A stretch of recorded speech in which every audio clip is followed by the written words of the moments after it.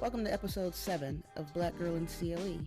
As always, I am your host, Shana Black, and today my guest is local entertainer and drag queen, Luka Blackhill, aka the fierce Kimmy Kartaja. We're talking about everything from acting to upcoming projects and why support and representation matters to our local POC queens. So stick around, we'll meet Luka right after this.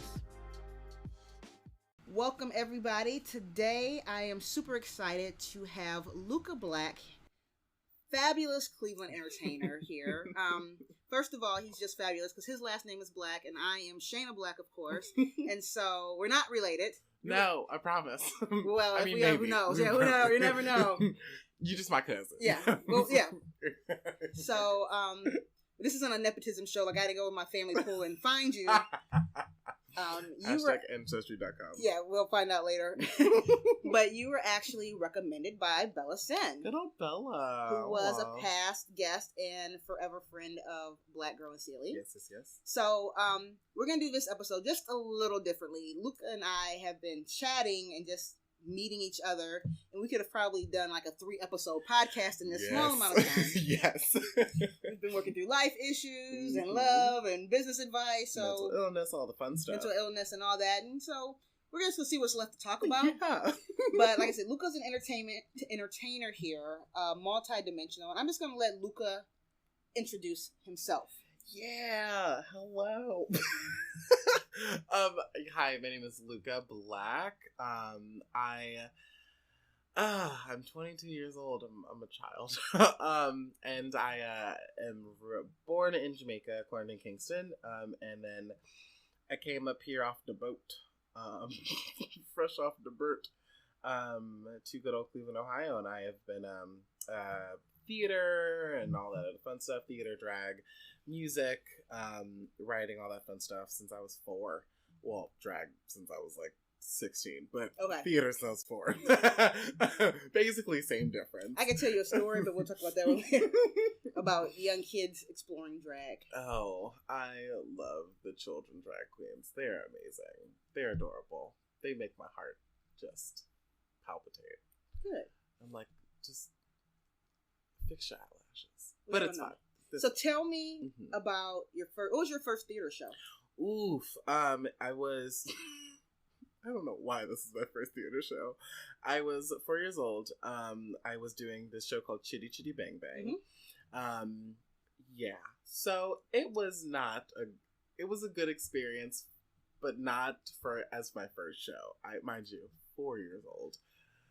So you remember your role? I was just an ensemble character, and they, mind you, 4 years old, fresh off the boat, with a full thick accent, also with a lisp. So they gave me no lines, but I sang every song because I just need like ensemble, background characters, and so I remember doing the song called there's a song called Meal Bamboo. And to this day, I don't know what that song is about. But I do know that they like put in children doing a tap number in that like dance break, and we also had bamboo canes, like sticks, that we were dancing with as well. And anyone who knows that song is like, it's just like super fast, super kitschy. And I remember opening night being very nervous and singing that song, doing this like full dance number with this stick, and I accidentally kicked it in the audience and hit this white woman in the face. I was so mortified, but it was that moment that I fell in love with theater because the show must go on. Yeah, it was live, it was up front, like we had like 3 or 4 more shows to go after that one. It was one of my favorite like things because things can mess up, things can just go very wrong, but it's really what you pay for because no show is the exact same, even though you're doing it the exact same way, or it's written and all the other fun stuff. No audience experience is the exact same, and you can like continue to live off that audience experience. So that's one of my first and last time I've ever done Choo Choo Bang Bang because I hate the musical. No shade, but it gets on my nerves. But it was a intense introduction to theater. I don't recommend it for people who are 4 years old. So what were some other roles or shows you've been in? So we'll move past Chitty Chitty Bang Bang. Yes, let's move past. Let's go recent, kind of semi-recent. So one of the shows that really made a mark in my artistry was Rent. I played Angel in Rent. And I remember doing Aladdin at this local theater in Cleveland, and someone saw me in Aladdin playing Jafar. That was the second time I was in Aladdin, and the first time I was doing it at my school, and I played Genie, and the second time I did it on like this super bigger stage with this actual theater company, and we did Aladdin. I played Jafar, and someone seen that and like messaged me. This was the first time, like, that was also my like introduction into like networking and stuff. And so someone messaged me, randomly got my number, and was like, yeah, so, you know, let me know about the stuff that you do, and like, you know, are you comfortable with doing this? And if you show up, you have this role. And you know, me being me, I was like, well, I still would like to audition. And so come audition day, I show up and do the audition for this show, and end up meeting a lot of the people who were going to be into the cast. And when I tell you, I have never been in a more cohesive actor setting. We did run-throughs like a week before Tech Week, or like 2 weeks before Tech Week. Like, we already had were it on together. it. Yeah. And so, you know, at the time, it was one of the shows that really opened my eyes to what theater could be. And I was the third Black person in that show. Oh, wow. The other one played my counterpart, and the other one played another principal role. Mm-hmm. So, you know, and it was fun to like not be the only Black person on stage. The only at the chocolate time. chip. Exactly.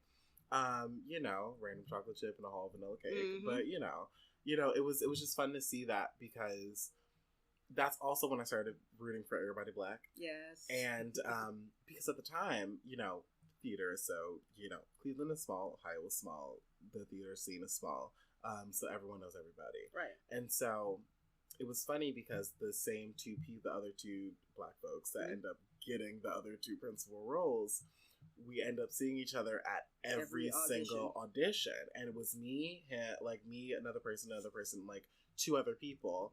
And we were at every audition together. And if one didn't get it, we knew the other one was going to get the other one, and the other one, and that. So, you know, we always it was like a little clique that we had, in the community. And so that was that. And then I started, really experimenting, outside of theater with, you know, the theatrics and the makeup and stuff like that. And I wanted to kind of pick the brain of myself and stretch the limits of what I could do. And so I was doing some like contract stuff, mind you, at the age of like 15, 16, for these different theaters, like making wigs for them and doing makeup for like different shows and whatnot, and like different costume design stuff and whatnot. I did some makeup and hair design for Little Women at the same theater. And so I was like, well, why don't I just like do this for myself? Yeah. And then, you know, drag started. Okay. So before we get to drag, because I mean, we're going to talk a lot about drag, and I don't want to say that's why you're here, because now that I know so much about you, like, drag seems like the smallest thing that we have to talk about, but I know for the audience, it's not. You told me, you know, you say, I said you're an entertainer. You said artist. Yes. What other art do you do besides theater right now? So I am currently, well, right now at this moment, I am a singer, songwriter. I've been ghostwriting for years. Gypsy's Christmas, wow. I've been ghostwriting since I was 13, and for like local bands and different things like that. My mom used to, I'm also a dancer, a choreographer, and I am teaching some stuff at the Moving Factory soon. But my mom always kept me in everything. basically. ADHD kid can't do things. But yeah, so, and I'm currently, choreographing. I teach dance and music techniques to different like theaters on a contract. They don't like to keep me on for that long. I'm also writing a show right now, good old mini series, Everybody Black, full POC LGBT pro mini series called Colors of Him. Tell us about that. Ooh. It's I'm Issa Rang, my own project, so I'm playing the lead and also writing it. But it follows the story of three characters: Ezra, who I play, Danny, and Ran. And they all have separate arcs. Ezra's arc is trying to figure out how he lands as a African American LGBT queer person in the city of Ohio, or city of Cleveland, and trying to really figure out where his niche is.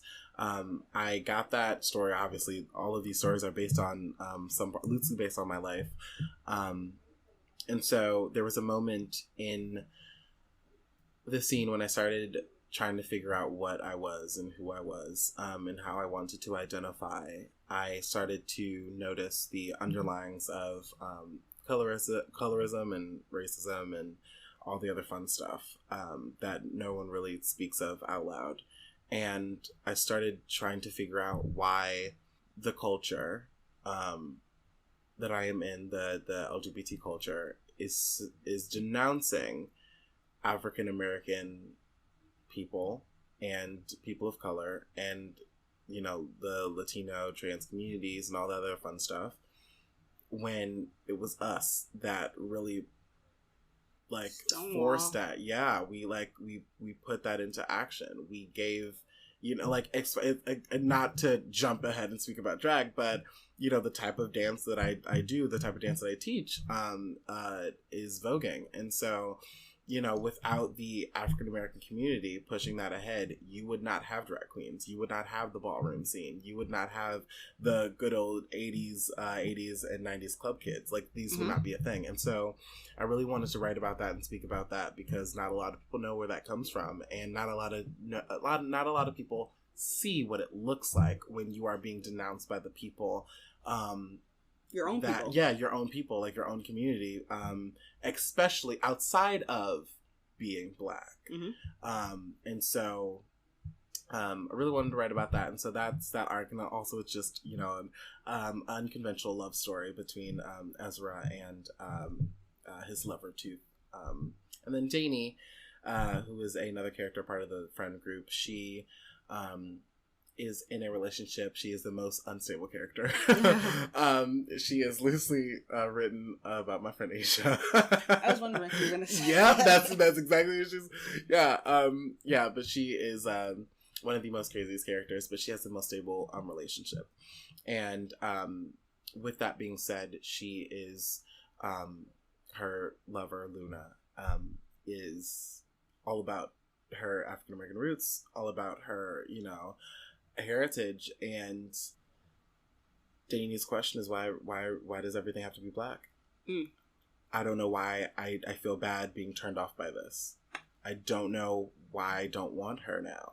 And she knows she feels bad. She feels wrong about, it just feels wrong to her. But there's this scene, it's called Sex with My Ancestors, and it is the scene with Danny and Luna. They're going out and making out, watching TV and whatnot, and Danny cuts it short, and it's because she's looking at Luna's living room, and she's like, there's a picture for you, Kahlo, up on the wall, and there's a good old MLK bobblehead statue or whatever, and I don't like that watching me while I'm doing this. You know what I mean? And she felt really guilty, and it's playing on that I can't do this. I can't do this, and it's not because I don't like you. It's because something about, you know, the way you express yourself and the way you express your heritage is off-putting to me, and it's because she doesn't know who she is at the end of the day.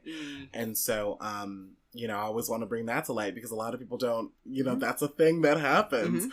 And then Rand is more who is also part of the friend group. He's more on the nose as far as the male that I see every day.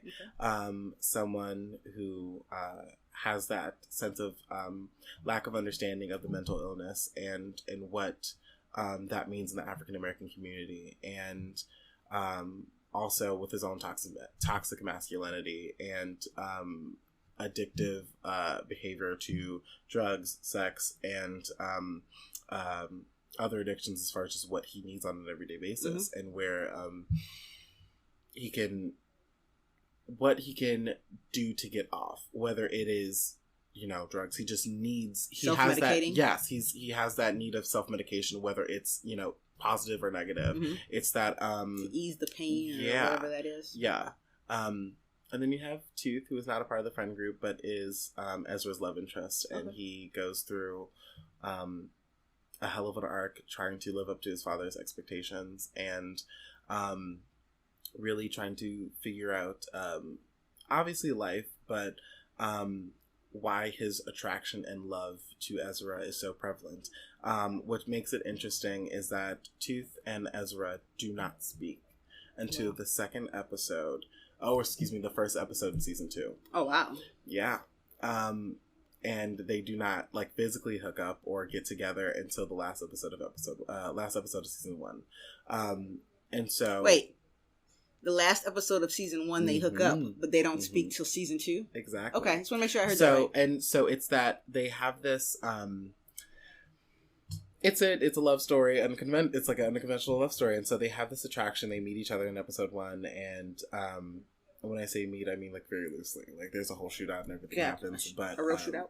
No, not a real shootout. Okay. I mean, yes, but it's staged, so no. No, I mean, yes, it's a real shootout. Someone dies, and all the things, but they're like magnets that don't go together. And so they continuously revolve around each other and are living in this push and pull gravity situation. And they don't physically get together until their last arc. Ezra decides to go back on his meds at the end of, not to get too much away, but you have to see it to actually get into it. But they just collide into each other finally. And they finally make that moment of, this is who I am, this is who you are, and I there's moments in this show where Tooth is following Ezra and at 3 a.m, because Ezra likes to take these breaks like I do in my real life. He goes out 3 a.m, walks around his own neighborhood or whatever, and Tooth is following him, and he thinks that he's going to be hurt by him, right? And so Tooth ends up pushing Ezra against the wall in the middle of the night, and they're sharing this weirdly passionate breathing moment where they're super in sync, and then Tooth gets a phone call and ducks off, and Ezra's like, I don't know what the fuck happened, and I don't know if this person is trying to kill me, but I don't feel threatened. Though if he's trying to kill you is a thing that you have to think about in your brain, but at 3 a.m, walking the streets, but this is not the first time that happened to him, and so he's like, I feel protected in a way. Okay. I feel like this is and so I wanted to bring that sense of fantasy to the sense of what really goes, the sense of, the brutal honesty of what a African-American, young African-American, adults have to go through on an everyday basis, and bring that sense of fantasy out. A lot of this is loosely based on my life, yes, but I take a lot of inspiration from Noah's Ark. I don't know if you know Noah's Ark, but yeah, so Noah's Ark really inspired me when I was really younger to start writing. Someone's about to re-air that, right? I just heard that. I heard that as well, but I don't know if that's the truth. They did release season 1 and season 2 on YouTube, all of the episodes, and I've been living my best life. But yeah, so, I remember watching that, and Noah, who is the lead character, he's also a struggling gay screenwriter, and so, it's really that inspiration. I wanted to write this because I wanted to see obviously more of myself on the screen, more of the people who look like me. But I also matters. but I also wanted to see some of the stories that do not get told. I'm tired of watching Empire and watching Power and watching all of these things of like, you know, the not necessarily negative, but these are stories that have been said and told before. Mm-hmm. You've seen them in one way or another. Mm-hmm. And although, you know, this may seem like something that's been done before, I want to take it as a different perspective, because I feel like perspective brings new, fresh eyes and air to any project. So, where are you in the stage of this? Are you still writing? Has it been filmed? Yeah, we are currently... here's the thing. With what I said earlier about doing theater and being the only Black kid, it has put a damping towel on the African American community as far as like theater stuff is concerned. And so, you know, when we don't see representation, we don't have a lot to go on. Right. And we have that lack of trust. And so if it's not Karamu, sis, like, you know, we're not trying to audition for it because, you know, maybe they have the right mind to do it, or they have the warm heart and the warm spirit to want to do these things, but it's obviously not gonna. That's how you get shows like West Side Story, where I am and another person are the only two Black people in that whole show. Right. You know what I mean? Like, they want to do these things, but your report card has been so poor with, you know, not necessarily catering, but just showing up and showing out for the culture, and so we don't necessarily trust. And so I'm still in the writing stage. We are doing like some pre-production stuff, but we still have to cast these couple other characters. When I say everybody Black, I mean everybody Black, like from the, you know, cameramans and the people on set and the actors and the other writers that and the director, because I could be directing this myself and drive myself crazy, but you know, the people for it, I would like everyone Black first, because that's how you, with a story like this, it can only be handled by the African American culture, because one, it's for the culture, and two, you need those eyes to be like, yes, sis, yes, I see you, I understand you, I hear you, this is valid, and here's where we can take this, and here's what we can do with it, and here's my 2 cents, and here's blah blah blah. And so and so we're currently in like some type of pre-production, but we're still looking for some key characters. Actually, Tooth. We're looking for a Tooth. We're looking for a Jamel. We're looking for a couple of other characters to fill in the spot. And so I want it to be a fully, you know, I'm also looking for grant money. Give me monies. Okay. But I'm also, you know, doing a lot of outreach, because I noticed that you can go on all these sites and be like, I'm looking for blah, blah, blah, blah. But you have to reach into the community, and you have to actively, you can't just say like, oh, we tried everything we did. Couldn't find anyone. No. Like, you have to physically go out there, and whether, you know, this gets done this year or next year or whatever, I know what I want, and I'm going to get it no matter what. Because I just can't give up. Right. I can't. So important. Exactly. It's, you know, and I mean, whether if this goes anywhere, if we get, you know, a lot of monies, or we end up on Netflix or the Hulus or whatever the world's, and even, or if it fails, you know, I know that I have done my job, by showing and implementing and creating the things that I would like to see, and the stories that I would want. And, no one can tell me that I didn't do my part.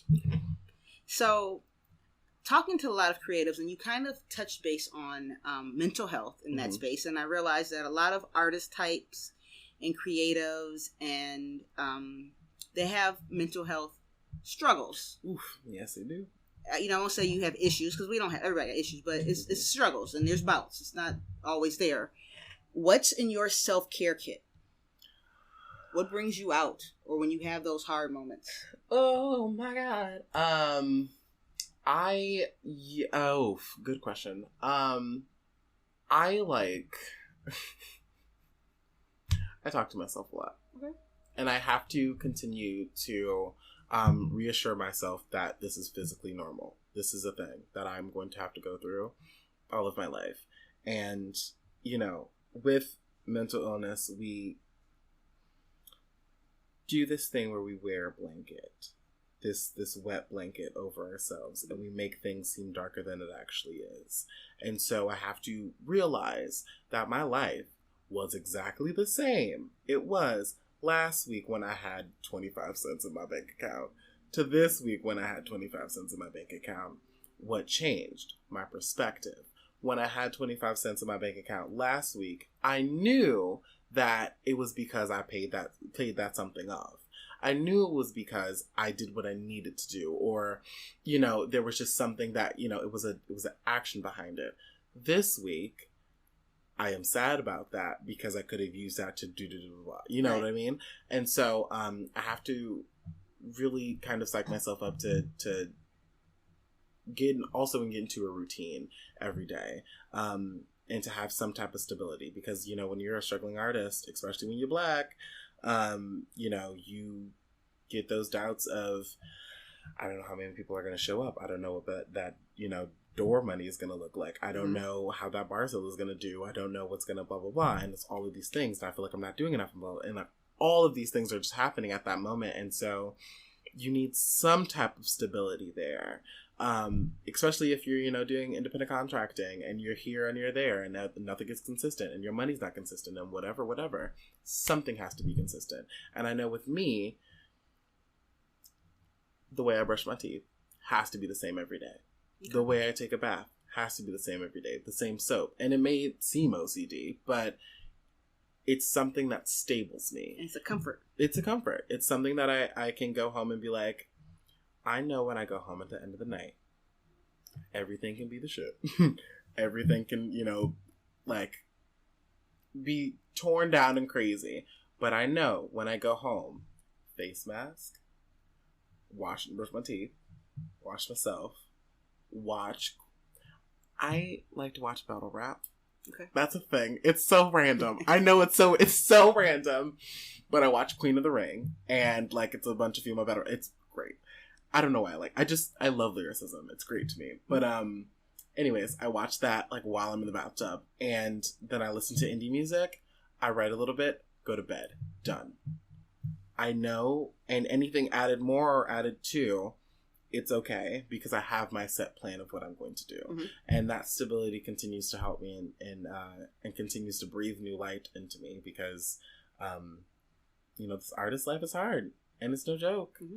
You know, some people, you know, starve off of it. I know that. Know that life. But yeah, so yeah, that stability is what I keep in my good old box. Good, yeah. You know, I just think about everyone has or should have. I call it like you're in case of emergency. Mm-hmm. So when you start that spiral, or you start that, like, I have 25 cents, and you know that you had 25 cents last week, but this week that 25 cents is scarier. Yeah.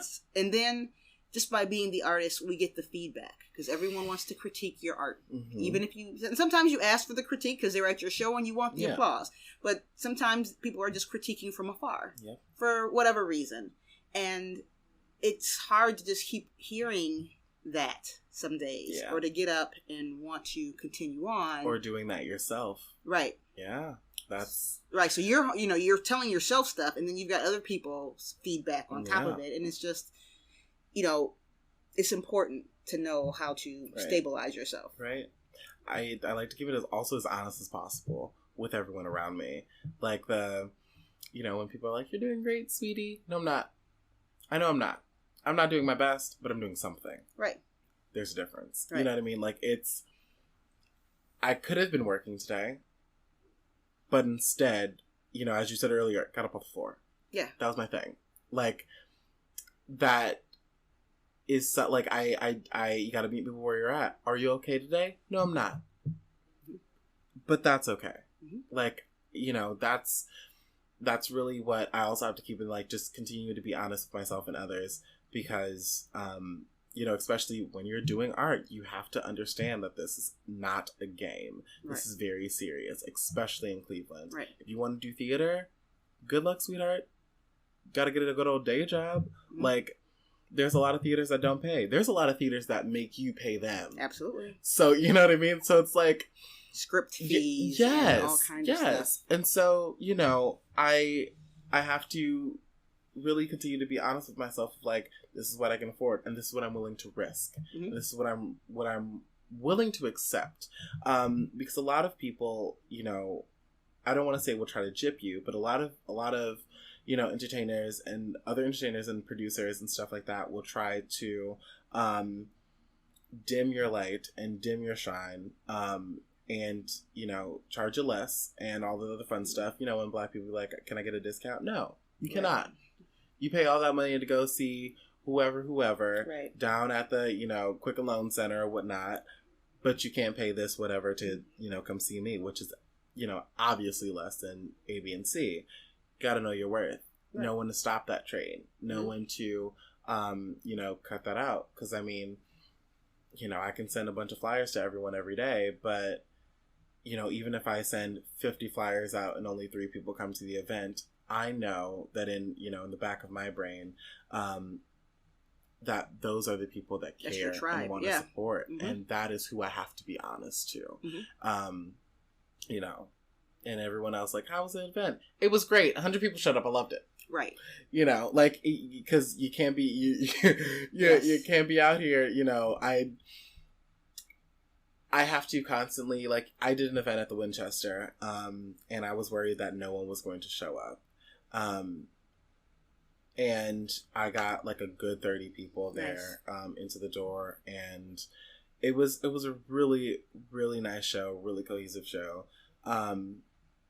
And someone was like, oh, I wish I could have come, and I wish I could have done things. Mm-hmm. And I was like, well, I had this thing a month in advance, and I told you about it. Mm-hmm. And you could have made time to be there. Right. But you didn't. Right. Don't make an excuse. Right. You just didn't want to be there. Right. Your time is your time, and my time is my time, and we spend that. It wasn't a priority to you. It wasn't.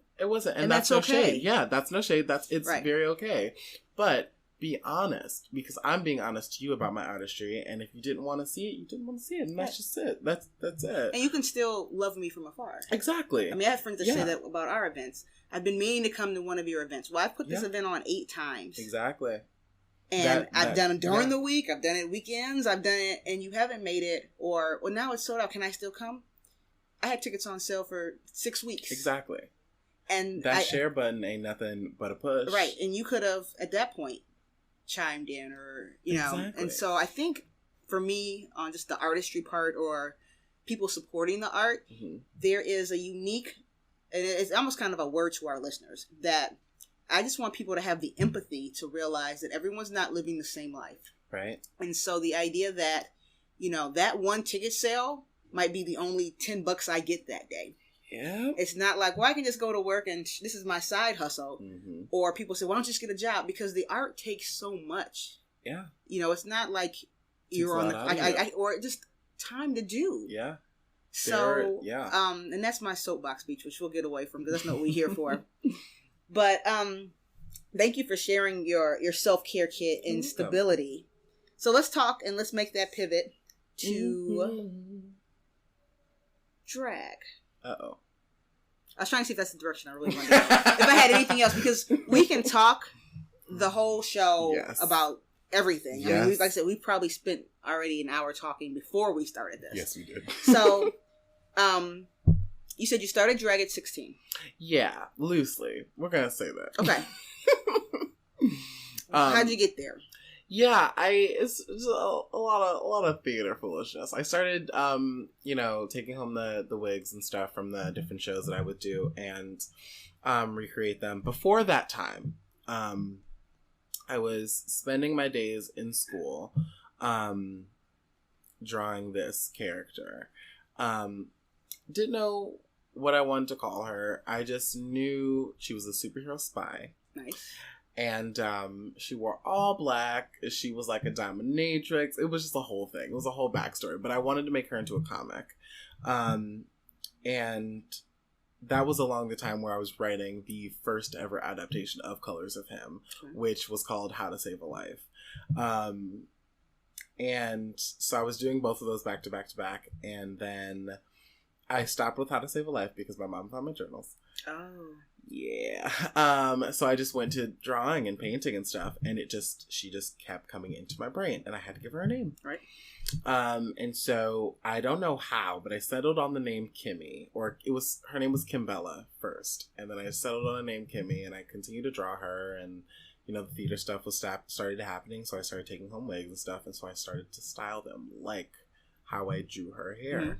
And it was always one side shaven off, and all the hair like coiffed to the gods on the other side, and like one super snatched brow, and yeah, just like super strong, independent Black woman. I just drew from what I knew. Like, all of my aunts and including my mom were just like these, even my grandmother were just like these big, exuberant, like, super smart, quick on their toes, Jamaican women. And I knew that that's who I wanted Kimmy to be. Being the effervescent child that I was, I was called a lot of very derogatory names. And I decided to take that, and I put all of those names, a couple of them, good 5, into Google Translate, and I just kept ciphering them over and over again. And I landed on the name Kartaja. And Kimmy Kartaja, like, stemmed out of that, and then I was like, that's her name, I'm gonna draw her from now on. And then after I did Rent, I started playing with more makeup, and I was like, well, why don't I just put her on my face and see how that looks? And yeah, I started like doing some Halloween stuff and going out as her. I remember doing Rocky Horror, the one they do in Up in the Heights, and going out to that, as like my drag character as Frankenfurter, and just doing like a couple of the experimental stuff. Kim as Frankenfurter? Yeah. So like Kimmy as Frankenfurter. So it was like a lot. So Luka as Kimmy as Frankenfurter. Yeah. Okay. So yeah, and so yeah, it was a lot. And so I did my first I was very inspired by the stuff that I would watch on TV, because I like to say I was raised by television. A lot of, my mom and stuff, they weren't really there. Like, my family wasn't really there as far as, like, they were all dealing with, like, personal problems and just, like, family stuff. And so I was kind of, like, tracked by the wayside. Also, I wasn't the beautiful kid. I wasn't the light skin that everyone was, in my family. I was always, like, he's gonna be okay on his own. Let him live. Like, let him survive. He's got this. He's gonna struggle. It's gonna be fine. He got this. And so I've been doing that ever since. And so, learning about, love, life, happiness, sex, and all that other fun stuff was just straight from MTV, straight from VH1, straight from all that stuff. And so I remember my mom got a good old dish and stumbled on this channel called Logo. Started watching, One Girl, 5 Gays, Noah's Ark, all the other fun stuff, and I was hooked ever since. And so I remember the first season of RuPaul's Drag Race came out, and I immediately was like, that. Everybody Black. I did not know there were Black queens. Also, Akasha from that season is from Ohio. Did not know that at all. And so I just started getting into the world of accepting my femininity and accepting the gorgeousness that is being hyperfemme, and understanding that doesn't take away from my masculinity, and understanding what I can contribute to the community a lot more, especially for people who look like me. I did my first drag show when I was 20. I was at Bounce. It was literally like 2 weeks before it closed, actually. Oh, wow. Yeah. I did the open stage night. Closed the house down. Yeah, listen, I like to say I gave the plague. So that's not the first place that I've like performed there. They like closed down the week later. But yeah, so that was my first performance. I was very nervous. I did not look like, seeing pictures of me back then, mind you, it's been like a year and a couple of months for me doing drag. And so I remember going there, and I knew my song, I knew what I wanted to do, I knew my marks, and then I blanked. Totally. And as soon as I heard that music, I was like, all of that Mark stuff is out of the window. This is not a theater production. This is on the spot. And I went to my roots.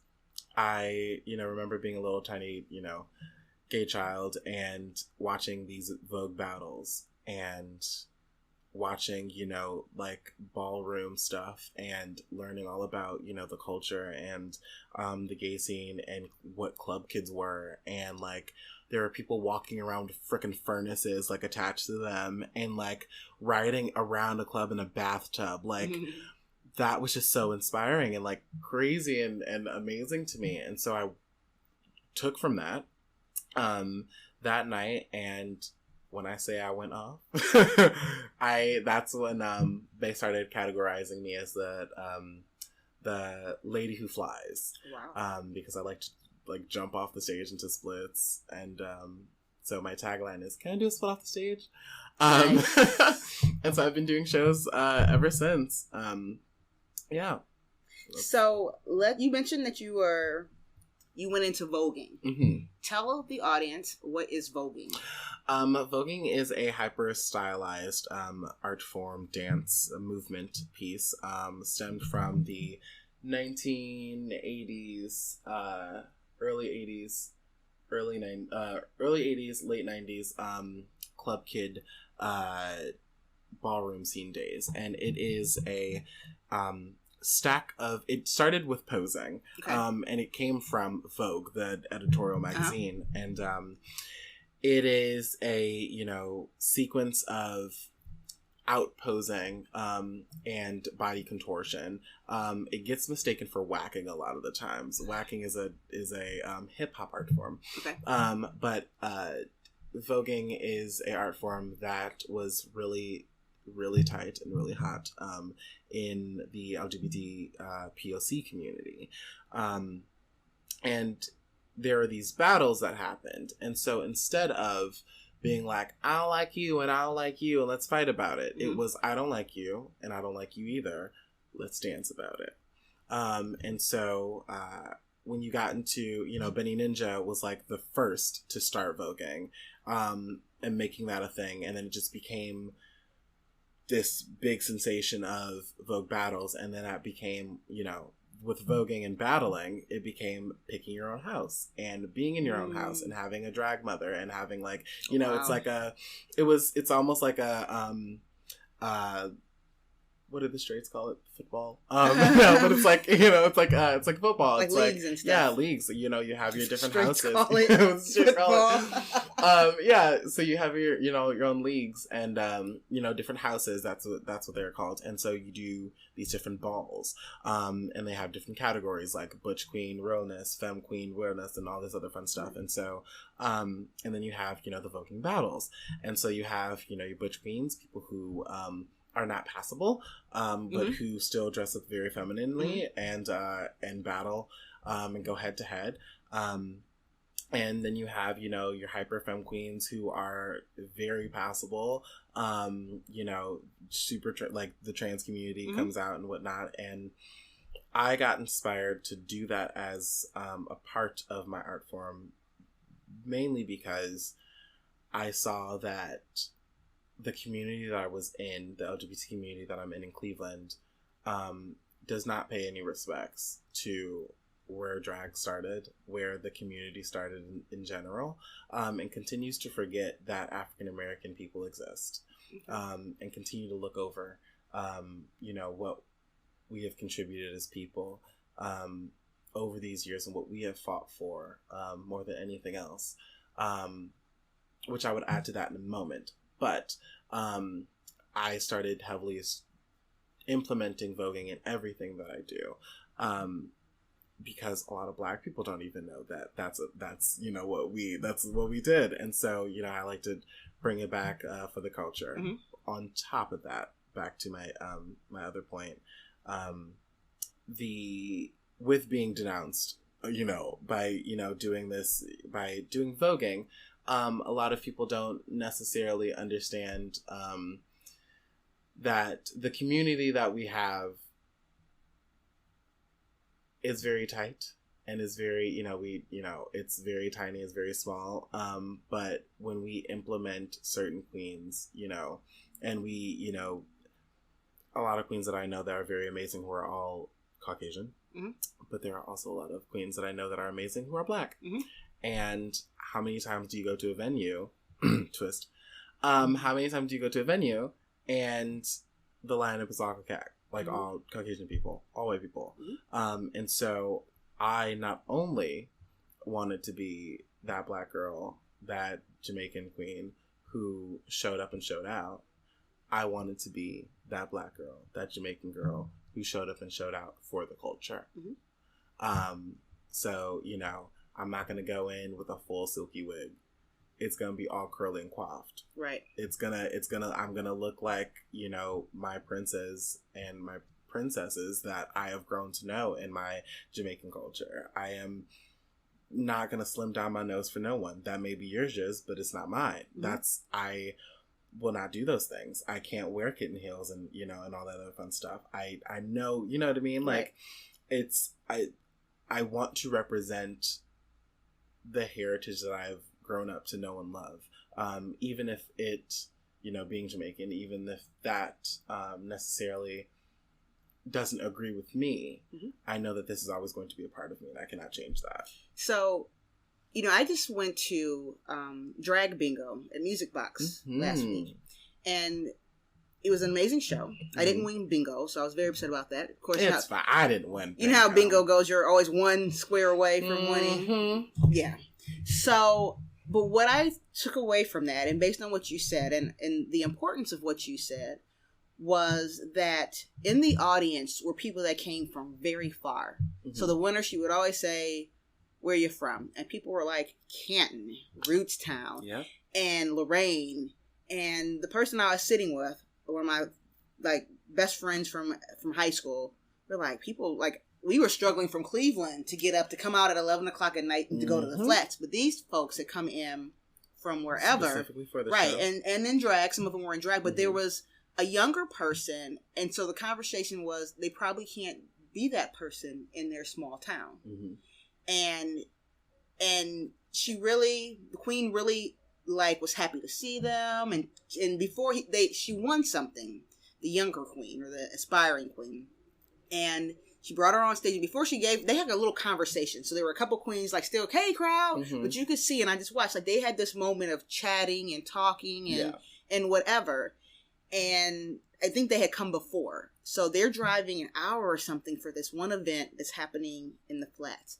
And so I say all that to say that by what you want to do, there are so many people that, there's probably a young Black queen thinking, no one looks like me. Because even if they go to these venues, what does that look like? Like you said, do I have to make myself up a certain way, make my nose appear smaller? Do I have to show up smaller because maybe I'm tall, And so I really think that that's amazing, what you're doing, and a calling.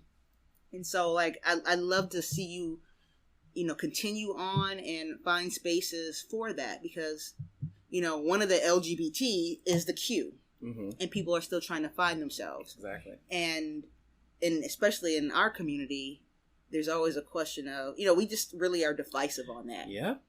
Yeah.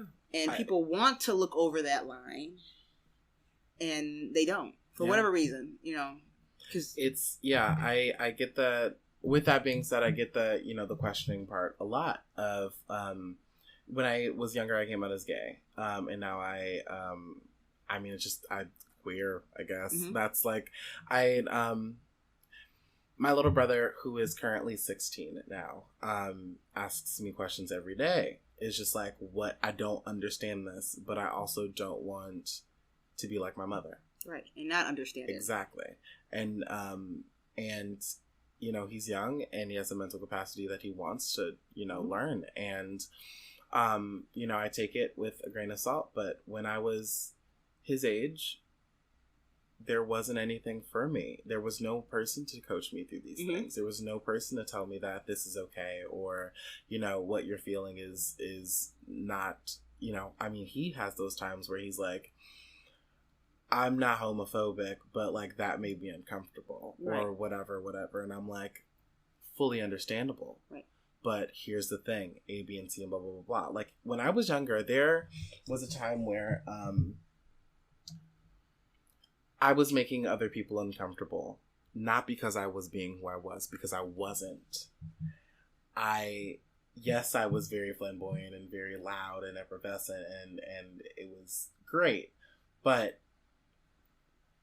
there was, specifically at the school that I went to, there was this one school I went to for a very, very short time, and they all disliked me. And it wasn't because they were at all homophobic. It was because I wasn't living my true self, and they saw that. They saw I was pushing a lot harder than I needed to. You were authentic. It was, and that's what was frustrating. And so a lot of the LGBT culture and scene gets I feel like it's a lot of flack, and a lot of pushback, especially the POC community in that community gets a lot of flack because there's a time and a place. Social skills. Use them. Right. And I am never going to dim my light for anyone. But I do know that I can't wear a dress and heels in East Cleveland. Period. Right. I can definitely be myself, but that part of me is not going to be shown there because there's a time and a place for that. Right. And so, I know that through, with my little brother being, like him, that's exactly where he lives in East Cleveland with my mom. But I know that around him is all of this, like, we don't care about the gays and their faggots and blah, blah, blah. Right. And so I continuously have to help him understand that what you're feeling is perfectly fine. It is very valid, and it's okay that you have these questions. But instead of taunting him and, yelling at him and screaming at him and throwing this, thing onto him, I want to better help him understand that I understand where you're coming from, but here's another perspective. Right.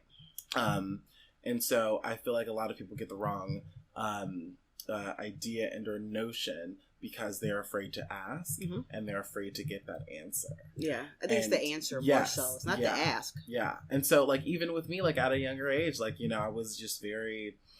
Yeah, but no one asked me that question. You know what I mean? No one asked me, like, what do you want? Right. What do you see for yourself in a couple years? Yep. Are you okay? How, like, no one talked to me. No one had that conversation with me. And so I want... And that also... goes the other way. That's how we deal with these children thinking it's okay, with their own toxic masculinity, with their own, troubles. You get these, you wonder why these kids these days, turn to drugs and, gang affiliation and whatnot. And it's because they don't have that talk of, are you okay? What do you need? Right. What do you see for yourself? It goes both ways. And so if I can give that to him, then that can continue to be passed on. So yeah. He still doesn't understand how I glue my eyebrows down, but that's neither here nor there. Okay. And maybe he doesn't need to know. No one does. No one. Trade secrets. It's a secret. So let's talk about the drag community a little bit, because we had talked and non-existent. Sorry, continue. That's where I'm headed. So, okay, great. Well, just in general. So I have heard, and straight woman just trying to understand it, and for whatever reason, I ask questions and I take the answers. Yes. So I'm not like, I didn't. Just tell me you're fine and you're fine. That just even within the LGBT community, there is some divisiveness. So with each letter, there's a little bit of divisiveness amongst the letters themselves. So, the trans population may not be accepted in certain spaces and in certain smaller segments. And so then the letters keep getting longer because of all of that. But in the drag community, especially amongst the Black queens, is there a sisterhood, or is it like dog eat dog, would you say? Well, drag is political. Okay. Always is going to be. It's drag. With that added on, it's Cleveland. It's tiny, it's a competition. Okay. And it could be healthy if you wanted to make it healthy, or it can't be.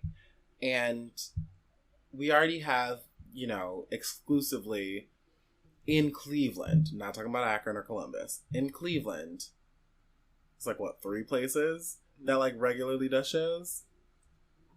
So, and there's a larger population of the Caucasities. So it's like, where are we going to go? What are we going to do? Right. And so there is some type of sisterhood. I mean, me and Dakota are good Judies to the day I die. But yeah, there's some type of sisterhood, but it's not as prevalent, because we're never really in the same space together. Like, is there a Dakota call and say, hey, did you know that this is an opening, or this show is like... Yeah, she calls, well, and the thing is, she's like, hey sis, you want to do this, blah, blah, blah, and whatnot. And so, you know, I got her for a couple of my shows, like, you know, we're doing the camera review soon. She's in that. She don't know that yet. She does now. She does now. Hey, Dakota. But, you know, hey. See you on Instagram, girl. And, yeah, so we talk when we can, but, you know, the drag scene is so, you know, empty and non-existent now that a lot of queens go up to Columbus and Akron if they can, and do the Inner Belt and do Access and stuff like that. But specifically here, when's the last time you see Twist do a black, you know, a queen with, you know, have a black queen in there in general? Mm-hmm. Like, when's the last time you seen Cocktails Cleveland have an African American full POC show other than the pageant show that they have every other time? Speaking of Cocktails Cleveland, and also the drag scene, I was to do a show there, and mind you, it was my second time. It was going to be my second time producing a show there, and I performed there many of times before then, with the same style of drag that I do, which is voguing, high energy, death drops, hitch kicks, all of the fun stuff. And I was blatantly told that that's just not what they wanted. And with that being said, if you don't want voguing, you just don't want me. And it was the talking about expression, and it was too expressive for the stage, and it was going to be counted as a liability. And there were these, like, countless other things that were said, that from afar, a lot of people didn't see the race in that. Is that to the black people, you're too black? Is that what that is? Exactly. And so a lot of people, and which that's how I carried it. And so I was like, and I didn't say anything, you know, disrespectful. I screenshot it and put it on my Facebook, and I was like, you decide, community, you decide. And I stepped back and looked at it, and a lot of people were commenting like, I don't see the racism in this, and blah, blah, blah. And I was like, all right, great. So he sent that to me, who was, at the time, was the only black producer at that place. Did not send that to anybody else. And they were all Caucasian. Right. Out of all the years that Lady J has been there, she's done a hell of other things, like spin someone's drink, throwing glass everywhere, like, you know, crazy shit. And excuse my language, but like, done all that stuff, and it's me that you have a problem with? Right. And so, mind you, also a week later, after all of that happened, there was a queen that did a show on that stage and ended up, like, breaking a leg or something like that. Like, she messed herself up. Oh, wow. No one said anything to her. And so, and also the feedback that I got from the community was really great. You know, like Stonewall and Stonewall Cleveland and all that stuff was really great about that. But it's that I don't care how long your bar has been there. Right. I don't care how many years you've done for the community or whatever. I know that my morals stay intact. Mm-hmm. On top of that, speaking of, you know, the drag community within itself and you know, what we have to go on, those tips mean everything to us. Mm-hmm.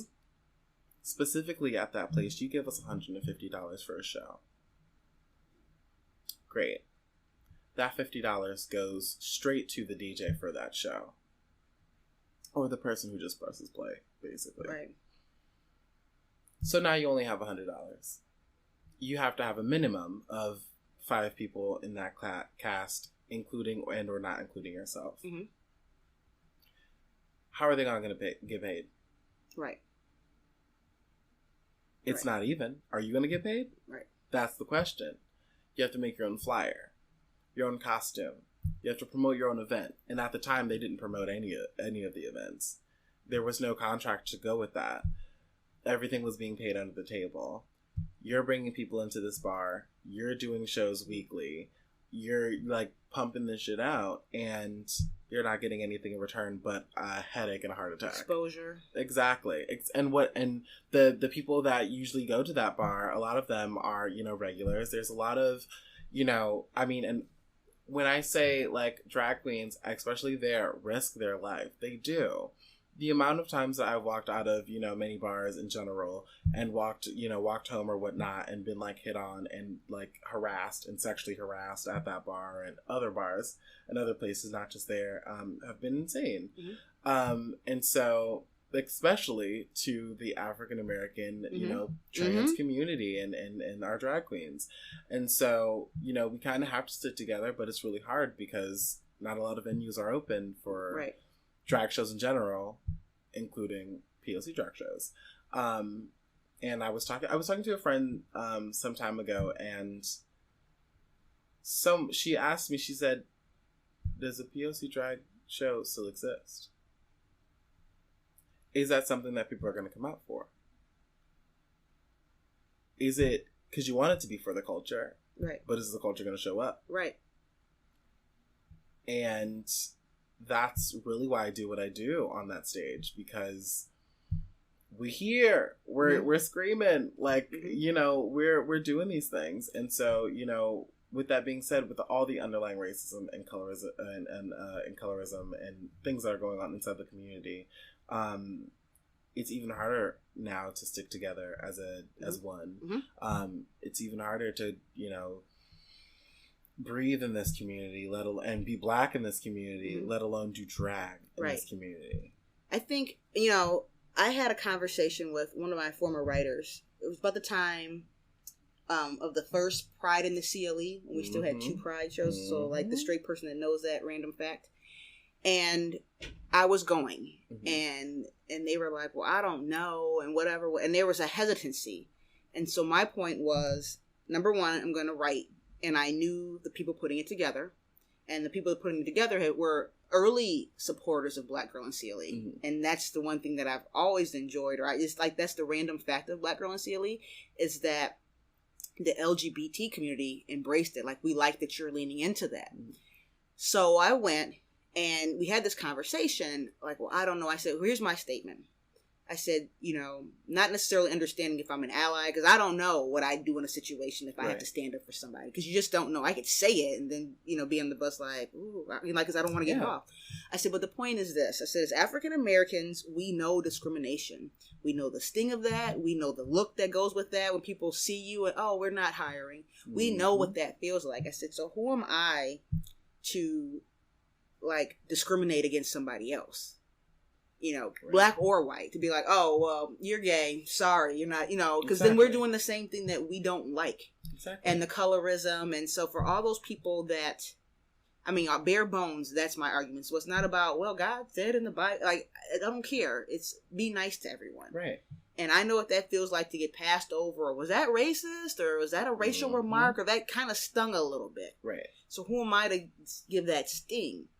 Right. And we get so caught in that line of, we can't, well, we shouldn't do that. Well, straights are this or straights are that. Or, like you said, would Blacks come and support? I think they would. Right. If they know why support is important. Like, we know to show up for the culture. Exactly. We know to try new things for the culture. It's important because we just have to know why. Yeah. And then kind of debunk all the head stuff. Well, I don't know. They doing too much. I don't like... all that stuff that we go with because we're not sure we want to lean into it. But I think we'd support it. It also goes with, like, asking the questions. Like, but on behalf of the community, knowing how to answer those questions. Mm-hmm. Because, like, me and my mom had our differences, but we are on, like, speaking terms now. We're good at this moment. But she just was scared. Mm-hmm. She did not know. I mean, it doesn't excuse the actions, but she just did not know. And at the time, she was asking all these questions, and I had no answers because I was figuring it out. And so now, when, you know, I love it. I usually get especially when I'm in drag, like I don't want to be ignorant, but like, can I just, and I'm like, say it, ask me. I had some of those too, honestly. Ask the questions, because I know you're going to, like, and I know the curiosity is there. I know that there are a lot of people who are like, even like listening to this podcast, I don't want to listen to this podcast. These sounds wrong. You know what I mean? But it's asking those questions because I know that I have the mental capacity and the emotional capacity to answer them. And I know where I am in my artistry, and that Kimmy Kartaja does not stop or start my artistry. She does not define who I am, but she does define a part of me. And so I know that what I do as far as drag is concerned, maybe it is not respected in some parts of my culture, but I do know that I cannot change who I am. I can't not just say I'm not. I'm done. I'm just gonna go and get a like I'm gonna get a bleaching. I'm Caucasian now, but like I can't do that because it's always going to be a part of me, and so I know that it is to have the change. You have to implement the change, and with all of the drag shows that I'm doing, and with all the stuff that I'm promoting, and with all of the, like looks and stuff that I'm putting together, I do it because I want to see more of that. When is the last time you've seen a black drag queen go on stage, do a full striptease lap dance number to Marilyn Manson while whipped cream is all over her? When's the last time you've seen that? Never. Like, that's what I do because it's more than doing a whip crack to, you know, a black lady screaming on a, you know, dance track or whatever. You know, it's more than that to me. It is a sense of, you know, art. When I go to shows, yes, there's mainly white people there, but they also need to know that I show up and show out, and please book me because I need monies. But you know, like, you know, it's here. And so if any child for any art is listening to this, we are here, we see you, you're valid, be heard. Make your own space. Because after that whole cocktail situation happened, and a couple of other venues, you know, were just not POC friendly, I had to make my own way. And I wasn't gonna just stop. Like, that was never just gonna be my end game.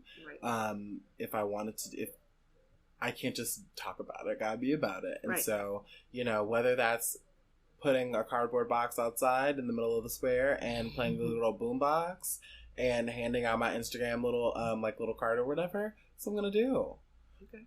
So first of all, and we're gonna go back to like our earlier conversation where I'm gonna push you to think and realize that cocktail situation was because you were playing small. So you were meant to do something bigger, but you never would have. Yes, exactly. Had that not happened. So understand, you know, in the mind shift of good old cycle back, good old circle back. Yeah, so in the mind of that, realize that had to happen because otherwise you would have been okay being small and just being the performer and producing on their space. Right. Or maybe you are meant to build this larger space. Yeah. And I mean, I feel like that's that's really all of my also, I mean, coming back to like Colors of Him and stuff like that, like that's just what my artistry is all about. Is I want to inject all of the black that I can into every art form that I can, because black is beautiful, and that black love for anything is gorgeous to see.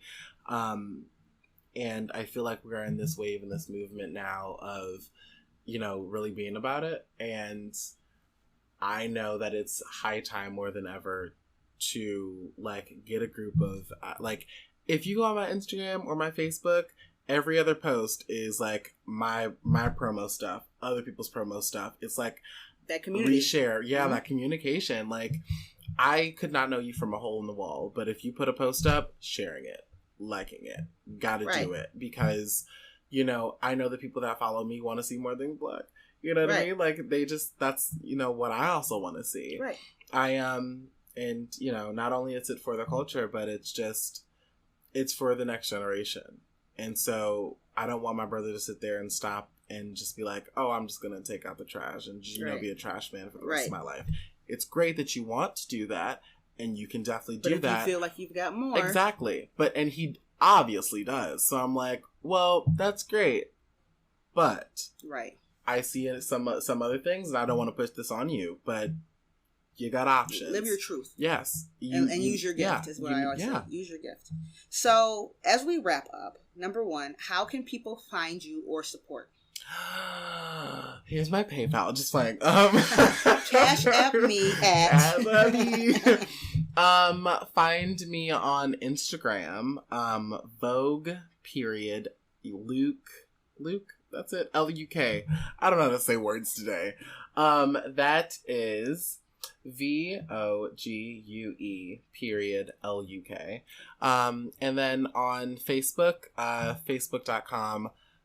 Yes. Is this a forward slash? Yeah. Forward. Yeah. Go ahead. Yeah. Forward you slash. You know which one it is. /slay Kimmy.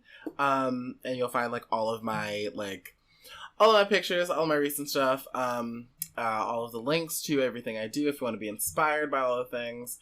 And then also all of the show dates for all of the shows that I'm doing. Soon, PayPal me at Luke-Slang. Yeah, and I'm always down to collab, always down to do things, always, looking for different ventures and things like that. If you want to daily laugh, my Instagram is the way to go. My Insta story is me being insane and crazy, because if I can't laugh, I feel like I'm doing a disservice. Okay, 2 questions. Yes. And we didn't really get into the discussion, but I'll ask the question. Mm-hmm. So if someone sees you and meets you on the street, pronoun, does it matter? Do you have a preference? I don't have a preference. I'm on a every pronoun basis. I do theater, so I'm using, and I also do drag, so it's I'm usually being called her, him, them, they, their, all the things. So I'm on a open pronoun basis. Call me everything but late, and yeah. I mean, because you asked, because for me, like I said, the straights, sometimes we don't know what to do. Yes. And so we don't do. Yes. And so they're like, I don't know. I don't want to even get over there. There's this person that does something. Mm-hmm. So I'm gonna. They want to talk to you, but they don't know how to approach. That's my life. That's everyday life. That's everybody's life. Yeah, no. If you see me on the streets, holla. I mean, don't actually holla. Don't do that. Don't be screaming. My head hurts all the time.